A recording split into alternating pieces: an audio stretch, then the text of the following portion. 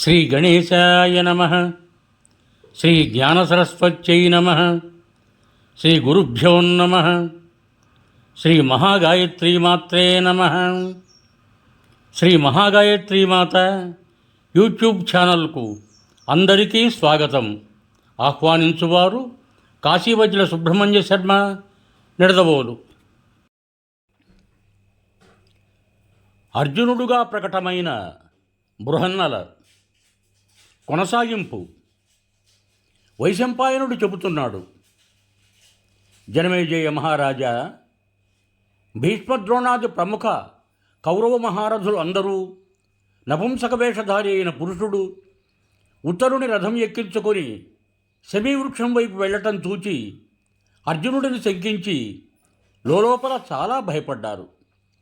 శస్త్ర విద్యా విశారదుడైన ద్రోణాచార్యుడు భీష్మపితామహునితో, గంగానందన, స్త్రీవేషధారి అయిన ఇతడు ఇంద్రసుతుడైన అర్జునుడిని తోస్తోంది. ఇతడు తప్పకుండా మనల్ని యుద్ధంలో గెలిచి ఆవులను తీసుకొని పోతాడు. ఇంత సైన్యంలో అతన్ని ఎదిరించే యోధుడెవడు నాకు కనపడటం లేదు. హిమాలయాలలో తపస్సు చేసే సమయంలో అర్జునుడు కిరాత వేషధారి అయిన శంకరునితో కూడా యుద్ధం చేసి అతనిని మెప్పించాడని విన్నాం అన్నాడు. దానిపై కర్ణుడు, ఆచార్య, మీరెప్పుడూ అర్జునుడి గుణాలను ప్రశంసిస్తూ మమ్మల్ని నిందిస్తూ ఉంటారు. కానీ అతడు నాకు కానీ దుర్యోధనుడికి కానీ 16వ వంతు కూడా సాటిరాడు అన్నాడు మాత్సర్యంతో. దుర్యోధనుడు, కర్ణ, ఇతడు అర్జునుడే కనుక అయితే నా పని నెరవేరినట్లే. ఎందుకంటే వెల్లడైన కారణంగా ఇక పాండవులు తిరిగి 12 ఏళ్ళు అడవులలో మళ్ళీ గడపాల్సిందే. కానీ నపుంసక వేషంలో వచ్చిన వేరే వ్యక్తి అయితే నా తీక్ష బాణాలతో మట్టి కరిపిస్తాను అన్నాడు దర్పంగా. రాజా, ఇటు అర్జునుడు రథాన్ని శమీవృక్షం దగ్గరికి తీసుకువెళ్ళి ఉత్తరునితో, రాజకుమార, నా ఆజ్ఞ పాటించి నీవు వెంటనే ఈ వృక్షంపై నుండి ధనస్సును దింపు. నీ విల్లు నా బాహుబలానికి చాలదు. ఈ చెట్టు మీద పాండవుల ఆయుధాలున్నాయి అన్నాడు. అది విని రాజకుమారుడు రథం నుండి దిగి గత్యంతరం లేక చెట్టు ఎక్కాడు. అర్జునుడు రథం మీద కూర్చునే ఉండి, వాటిని త్వరగా కిందికి దింపు, ఆలస్యం చెయ్యకు, వాటిపై కప్పి ఉంచిన వస్త్రాన్ని తొలగించు అని మళ్ళీ ఆజ్ఞాపించాడు. ఉత్తరుడు పాండవుల ఆ అత్యుత్తమమైన ధనస్సులు తీసుకొని క్రిందికి దిగి వాటి మీద ఉన్న ఆకులను తొలగించి అర్జునుని ముందు ఉంచాడు. అతనికి గాంధీవం కాకుండా ఇంకొక 4 విండ్లు కనిపించాయి. ఆ సూర్య సమాన కాంతి గల ధనస్సులను పైకి తీయగానే అన్ని వైపుల నుండి వాటి దివ్య కాంతులు ప్రసరించాయి. అప్పుడు ఉత్తరుడు ఆ మహిమాన్వితమైన విశాల ధనస్సులను చేతితో తాకి చూచి, ఇవి ఎవరివి అని అడిగాడు. అర్జునుడు చెప్పసాగాడు, రాజకుమార, వీటిలో ఇది అర్జునుని సుప్రసిద్ధమైన గాంధీవ ధనస్సు. ఇది యుద్ధభూమిలో శత్రు సైన్యాన్ని క్షణకాలంలోనే నాశనం చేసి వేయగలదు. ముల్లోకాలలోనూ ఇది సుప్రసిద్ధమైనది, అన్ని శస్త్రాల కంటే మించినది. ఈ ఒక్కటే 1,00,000 ఆయుధాలకు సమానం. అర్జునుడు దీనితో యుద్ధాలలో దేవతలను మనుష్యులను ఓడించాడు. చూడు, ఇది చిత్ర విచిత్ర వర్ణాలతో శోభిల్లుతూ సుడులు మొదలైనవి లేకుండా చక్కని వంపు కలిగి ఉంది. ఆదిలో దీనిని 1000 సంవత్సరాల వరకు బ్రహ్మ ధరించాడు.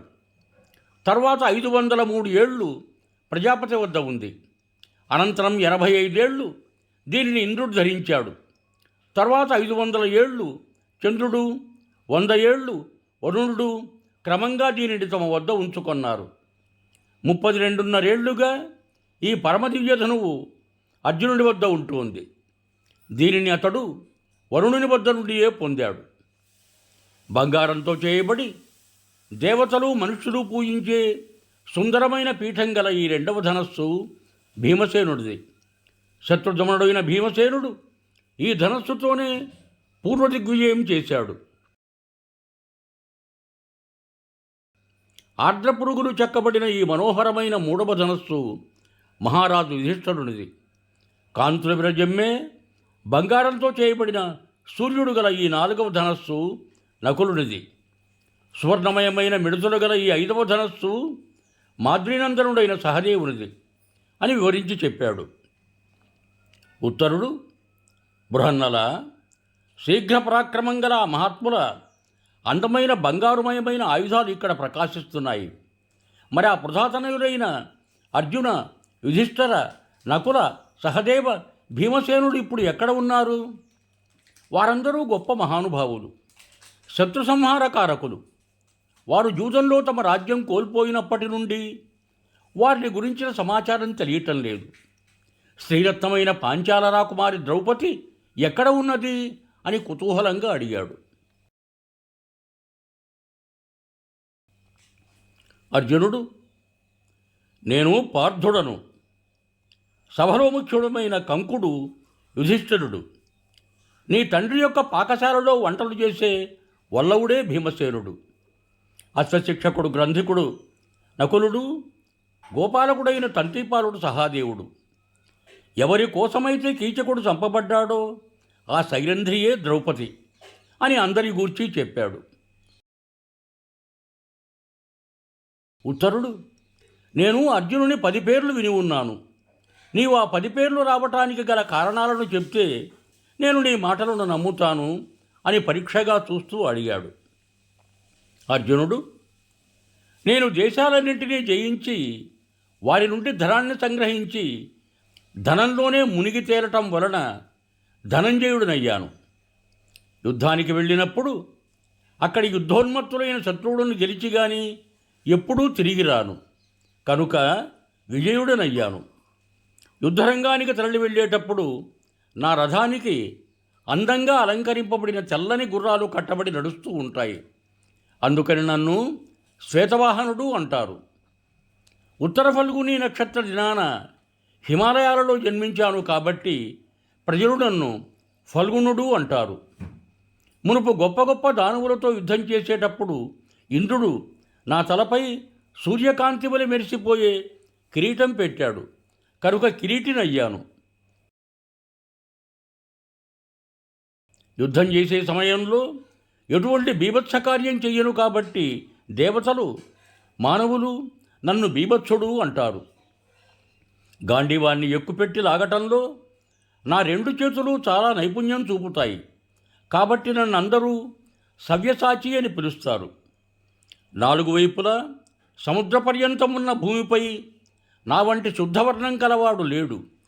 నేను శుద్ధ కర్మలే చేస్తాను కాబట్టి నన్ను అర్జునుడు అంటారు. నేను దుర్లభుడిని, దుర్జయుడిని, దమింపజేసేవాడిని, ఇంద్రసుతుడను కాబట్టి అందరిలో జిష్ణునామంతో ప్రసిద్ధికెక్కాను. నా 10వ పేరు కృష్ణుడు అనేది నా తండ్రి పెట్టిన పేరు. ఎందుకంటే నేను ఉజ్వలమైన కృష్ణవర్ణంతో అతి సుందర బాలకుడనై అందరి మనస్సులను ఆకర్షించేవాడిని కాబట్టే ఆ పేరు పెట్టారు అని ఓపికగా ఉత్తరునికి బృహన్నల వివరించి చెప్పాడు. అశేషం యువం భూయాత్ సర్వే జనా సుఖినో భవంతు. ధన్యవాదములు. మీకు నా ఈ వీడియో నచ్చినట్టయితే దయచేసి ఒక లైక్ కొట్టి మీ బంధుమిత్రులకు కూడా నా ఈ వీడియోను షేర్ చేయగలరు. అదేవిధంగా నా ఛానల్ శ్రీ మహాగాయత్రి మాత యూట్యూబ్ ఛానల్ను సబ్స్క్రైబ్ చేయ ప్రార్థన. మరొక్క మారు ధన్యవాదములతో భవదీయుడు కాశీవజ్ర సుబ్రహ్మణ్య శర్మ, నిడదవోలు, తూర్పుగోదావరి జిల్లా.